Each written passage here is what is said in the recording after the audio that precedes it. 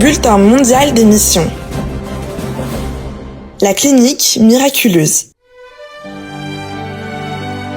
Un haut fonctionnaire du gouvernement avait besoin de soins médicaux et s'est rendu à la clinique adventiste de la ville.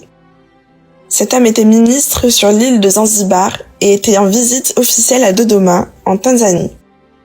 Le ministre a apprécié les soins prodigués à la clinique et a demandé si celle-ci serait intéressée par l'ouverture d'un établissement à Zanzibar. La direction de la clinique a été ravie de cette invitation et a accepté le défi d'ouvrir cette nouvelle succursale. L'église adventiste avait déjà tenté d'établir une présence solide à Zanzibar, mais sans succès.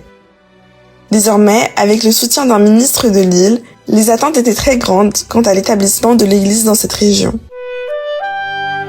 La lutte pour l'ouverture de la clinique a duré des mois et plusieurs contretemps ont mis le projet en péril. Mais petit à petit, un terrain a été acheté, 2 bâtiments ont été construits et les équipements ont été installés. L'église a également reçu l'autorisation d'ouvrir une pharmacie afin de vendre des médicaments pour subvenir aux besoins de la clinique. Selon la loi, tous les services médicaux à Zanzibar devaient être gratuits. C'est pourquoi la pharmacie a été d'une grande aide financière pour la clinique.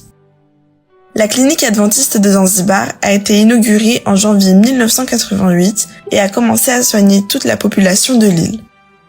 Le ministre en chef de Zanzibar était satisfait et emmenait toujours ses proches à la clinique adventiste. Actuellement, la clinique est autorisée par le gouvernement à facturer ses services médicaux et a ainsi pu se maintenir financièrement.